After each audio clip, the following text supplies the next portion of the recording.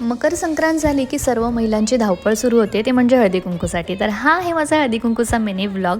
तर 5 जणी महिला आल्यानंतर मी त्यांना हळदी कुंकूचा मान दिला. त्यानंतर त्यांना तिळगुळ, लाडू आणि फूल आणि एक छोटंसं वाण दिलं. पूर्वी महिला चमचे, वाटी किंवा प्लेट वगैरे अशा वस्तू द्यायच्या वाणमध्ये, पण आता सगळ्याजणी खूप विचार करून देतात. एखादी खाण्याची गोष्ट किंवा नारळ अशा म्हणजे जेवणात वगैरे उपयोगी पडणाऱ्या वस्तू देतात. तर मी सर्वांच्या पाया पडले. त्यानंतर आम्ही केलं तनुषचं बोरनान. हे हलव्याचे दागिने आम्ही विकतच आणले होते आणि तो सगळ्या मुलांमध्ये खूप एन्जॉय करत होता. आम्ही दरवर्षी त्याचं बोरनान करतो. बोरनान हे आपण 5 वर्षांपर्यंत करू शकतो लहान मुलांचं.